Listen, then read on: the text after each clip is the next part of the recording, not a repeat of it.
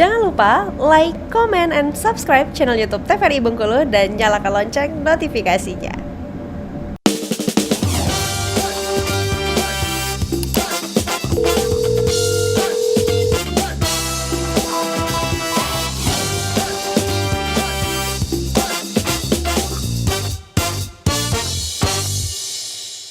Baik pemirsa, kembali lagi tentunya di Dokter Kito bersama Kito Sehat. Nah tadi sempat sudah dijelaskan oleh Dokter Putri dan juga Dokter Elsa, mungkin yang masih menjadi pertanyaan oleh masyarakat luas itu sebahaya apa sih penyakit ini? Apakah penyakit ini seperti cacar biasa nih dok yang sudah kering, udah bisa kembali beraktivitas, atau memang nantinya ini bisa membahayakan seperti kematian atau seperti apa? Mungkin dari Dokter Elsa terlebih dahulu. Iya.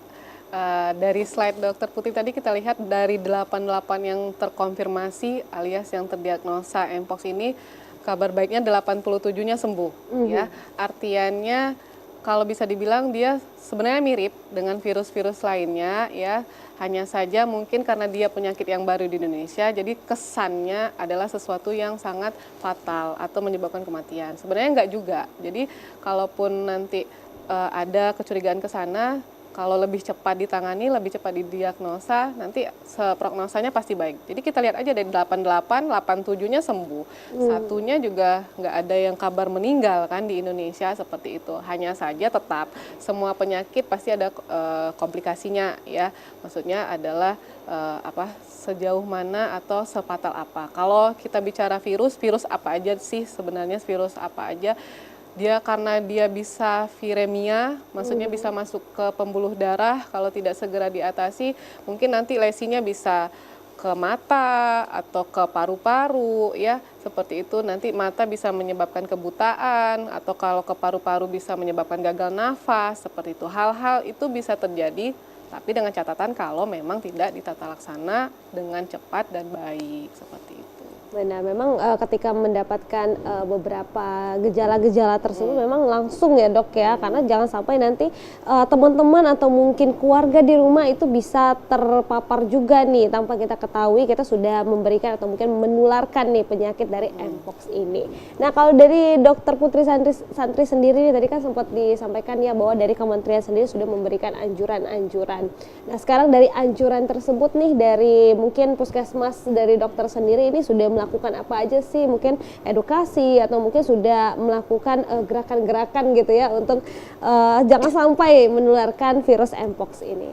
Ya, ya benar ya, sebenarnya kalau edukasi pasti sudah mulai dijalankan karena memang sudah mulai marak kasusnya di Indonesia, dan kita nggak mau Bengkulu juga ada satu kasus karena sejauh ini kan belum ada kasus. Nah tadi menyambung yang Dokter Elsa sampaikan bahwa sebenarnya penyakit ini tuh dia bisa sembuh sendiri dalam waktu 2-4 minggu, itu bisa sembuh sendiri. Cuma memang ada pasien-pasien dengan, contohnya seperti pasien-pasien yang imunokompromis, seperti pasien-pasien HIV, pasien-pasien ibu hamil, atau anak-anak, itu yang sebenarnya lebih difokuskan atau diedukasikannya tuh lebih kencang supaya tidak terkena virus ini. Kenapa? Karena nanti bisa menyebabkan virusnya itu tingkat infeksiusnya itu jadi lebih tinggi, kemudian manifestasinya juga jadi lebih parah, dan hingga akhirnya kalau kita ngomongin komplikasi tadi di pertanyaan sebelumnya, itu bisa menyebabkan komplikasi yang parah seperti kematian ataupun kebutaan tadi yang sudah disampaikan Dr. Elsa. Nah makanya dengan orang-orang yang kita fokuskan, kalau dari puskesmas itu yang kita fokuskan itu adalah orang-orang yang rentan juga, contohnya seperti anak-anak, ibu hamil, dan orang-orang dengan penyakit yang lama, misalnya seperti penyakit diabetes menahun, hipertensi, dan juga HIV. Tadi itu sih sebenarnya yang lebih difokuskan, dan juga edukasi mengenai vaksin. Kan sekarang kan sudah ada vaksinnya tuh, vaksin yang diberikan itu difokuskan untuk yang pertama orang yang kontak erat dengan orang dengan Mpox, dan juga ada juga difokuskannya itu kepada orang yang aktif secara seksual, hubungan seksual, kemudian laki-laki seks laki-laki, dan juga pasien atau petugas pemeriksa labor. Jadi yang kita edukasikan itu adalah bahwa di sini tuh ada vaksin, bahwa pemerintah itu sudah ada vaksinnya, dan jangan sampai orang-orang yang sudah ditargetkan khusus ini tidak atau menolak menerima vaksin tersebut, karena itu memang masih terbatas, dan beruntunglah sudah ada orang-orang yang di difokuskan oleh pemerintah gitu. Jadi edukasinya begitu, dari edukasi penyakitnya seperti apa, penularannya seperti apa, gejalanya seperti apa, dan mengenai vaksin dan pengobatan tadi. Baik, ini kan yang difokuskan kan adalah ibu hamil gitu ya dok ya, anak-anak dan juga orang-orang yang yang penderita dari HIV ini sendiri. Ini apakah sudah dilakukan menyeluruh atau seperti apa nih dokter? Kalau sebenarnya kalau vaksinasi ya berarti, kalau vaksinasi itu memang fokusnya baru yang tadi ya, yang pertama orang dengan seks laki-laki, terus yang aktif berhubungan secara seksual, terus petugas laboratorium, petugas kesehatan yang berkontak, dan yang keempat itu orang yang berkontak erat selama 2 minggu terakhir dengan pasien mpox. Itu sih yang masih dijadikan fokus. Kalau yang lainnya belum sih, karena memang masih vaksinnya itu masih terbatas.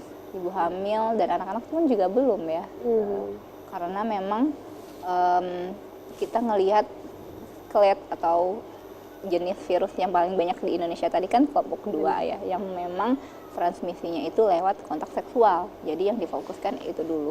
Baik, jadi artinya memang sekarang ini melihat dulu bagaimana perkembangannya ya dok ya. Kita berharap juga perkembangan ini tidak akan ada perkembangan yang luar biasa, tentunya kalau bisa hilang ya dok ya dari Indonesia, tentunya agar kita tidak perlu untuk melakukan vaksinisasi tersebut. Baik Dokter Putri, terima kasih, dan Dokter Elsa juga terima kasih sudah membahas mengenai cacar monyet atau mpox ini.